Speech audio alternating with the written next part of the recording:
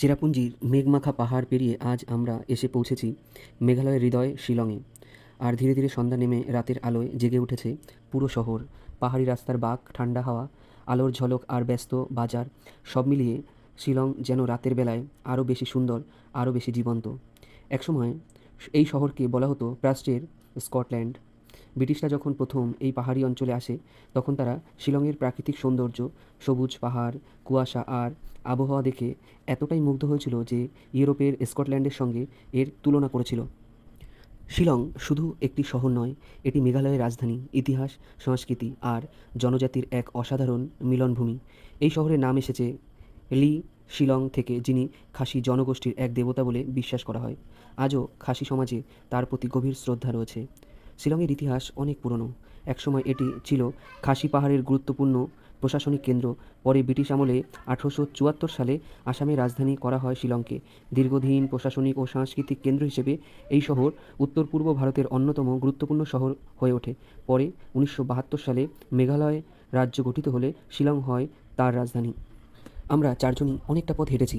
রাতে যে এই শহরটা ঘুরে দেখবো, আমরা অনেকটা প্রায় 30 থেকে 40 মিনিট হেঁটেছি। এই যে সামনে ওরা হাঁটছে আর আমি এখানে পিছনে ভিডিও করছি, তার কারণটা স্মৃতি হিসেবে যে সত্যি এই শহরটা অনেকটা না আমাদের কলকাতার মতো। কলকাতায় যেমন প্রচুর পরিমাণে লোকজন আছে, নানান জিনিস, এই যে হচ্ছে এখানের বাজার, নানান ধরনের চপ দিয়ে শুরু করে নানান ধরনের যে ফ্রুটস রয়েছে, প্রচুর পরিমাণে নানান ধরনের এই যে জিনিস, যেমন আমাদের কলকাতায় চাটনি যেমন বিক্রি হয়, এখানে তেমন একটা পরিবেশ দেখলাম।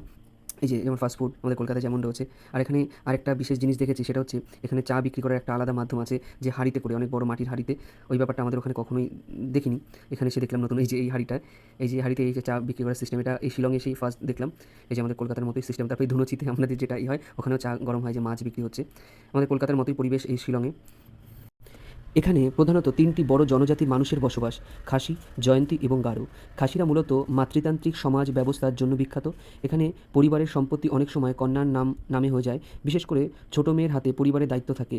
ভারতের অনেক জায়গায় যেখানে সমাজ পুরুষতান্ত্রিক, সেখানে শিলংয়ের এই মাতৃতান্ত্রিক সংস্কৃতি সত্যিই অনন্য।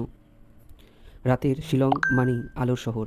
আমরা এখন ঘুরছি পুলিশ বাজার, শিলংয়ের সবচেয়ে প্রাণবন্ত এলাকা। দিন হোক বা রাত, এই বাজার কখনো পুরোপুরি ঘুমায় না। এখানে স্থানীয় হস্তশিল্প, পাহাড়ি পোশাক, উলের জ্যাকেট, বাঁশের জিনিস, ট্রাইবাল অলংকার থেকে শুরু করে রাস্তার ধারে গরম গরম খাবার সবই পাওয়া যায়।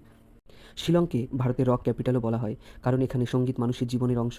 বহু বিখ্যাত ব্যান্ড, রক কনসার্ট এবং লাইভ মিউজিক কালচার শিলংকে আলাদা পরিচয় দিয়েছে। রাতের শহরে হাঁটলে অনেক সময় দূর থেকে গিটারের সুর ভেসে আসে, যেন পাহাড় নিজেই গান গাইছে। এখানকার খাবারও আলাদা স্বাদের। স্থানীয় খাসি যে খাবারগুলো রয়েছে সেগুলো খুবই সুস্বাদু এবং জনপ্রিয়। পাহাড়ি মশলা আর ঐতিহ্যবাহী রান্নার স্বাদ একেবারেই আলাদা। শিলংয়ের বিশেষত্ব শুধু তার সৌন্দর্য নয়, তার সংস্কৃতিকে, মানুষের সরলতায়, পরিচ্ছন্নতায় এবং প্রকৃতির সঙ্গে মানুষের সহাবস্থানে। এখানে এসে আরেকটা বিশেষত্ব দেখলাম, আমাদের ওখানে যেমন শপিং মলগুলো রয়েছে অনেক বড় বড়, তো এখানেও আমরা এসেছি শিলং বাজারেই, এই পুলিশ বাজার এটার নাম। এই পুলিশ বাজারে এই শপিং মলটার মধ্যে মানে অনেকটা বড় মল, আর তার মধ্যেই যে নানান ধরনের এই যে যেমন সমস্ত কিছু রয়েছে এটার মধ্যে। যেমন আমাদের এখানে যে হাটগুলো বসে না, যেমন চাঁদপাড়াতে আছে, হাবড়াতে আছে, নানান জায়গায় এই টাইপেরই হাট। এই রাতে আমরা এসেছি, তো এখন প্রায় এই যে এই আঙ্কেল আবার ডান্স করছে, মানে মজার মানুষ ইনি। এখানে নার্সারি টাইপের সমস্ত, নার্সারিতে যে গাছগাছালিগুলো থাকে বা যে ধরনের গাছ থাকে সবই আছে। আর এখানে হচ্ছে যেই লোগোটাতে সমস্ত জায়গা আছে, সমস্ত শহরের বিশেষত্ব হিসেবেই এই যে পুরো জমজমাট। এখন প্রায় রাত 9:30 বেজে গেছে আমরা যখন রয়েছি। তো এখান থেকে আমরা রেস্টুরেন্টে গেছিলাম, এখানে একটা ফেমাস রেস্টুরেন্ট আছে, প্রচুর রেস্টুরেন্ট আছে আমাদের কলকাতার মতোই। আজ রাতের শিলং ঘুরতে ঘুরতে মনে হচ্ছে এই শহরকে শুধু দেখা যায় না, অনুভব করতে হয়। চেরাপুঞ্জির বৃষ্টির গল্প পেরিয়ে শিলংয়ের রাত যেন এক নতুন অধ্যায়। ইতিহাসে সমৃদ্ধ, সংস্কৃতিতে গভীর, প্রকৃতিতে অপূর্ব আর রাতের সৌন্দর্যে একেবারেই অবিস্মরণীয় এই শিলং শহর। শিলংয়ে এসে একটা জিনিস আমাদের বারবারই আমরা আলোচনা করছিলাম, যে আমাদের এখন সময় আছে মাত্র 2 দিন, যদি আরেকটু বেশি সময় নিয়ে আসতে পারতাম তো শিলংয়ে খুব ভালো হতো। তো এখানে এখানে স্থানীয় যে জিনিসগুলো যারা তৈরি করে, এখানে আদিবাসী শ্রেণীর মানুষজন, তাদের তৈরি করা জিনিস তো প্রচুর পরিমাণে রয়েছে এখানে, এই দোকানগুলো খুবই ফেমাস। তো একটু বেশি সময় নিয়ে আসা উচিত ছিল। যাই হোক, এবার আমাদের টাইমটা কম ছিল, এরপরে আমরা বেশি সময় নিয়ে শিলংয়ের বেশি সময় কাটাবো। আজকে রাতটা শুধু একটা ভ্রমণ নয়, এটা এক অনুভূতি, এক স্মৃতি, এক পাহাড়ি শহরের প্রেমে পড়ে যাওয়ার গল্প। এখানে এমন কিছু জিনিস আছে যেগুলো আমাদের ওখানে পাওয়া যায় না, এখানে স্থানীয় মানুষরাই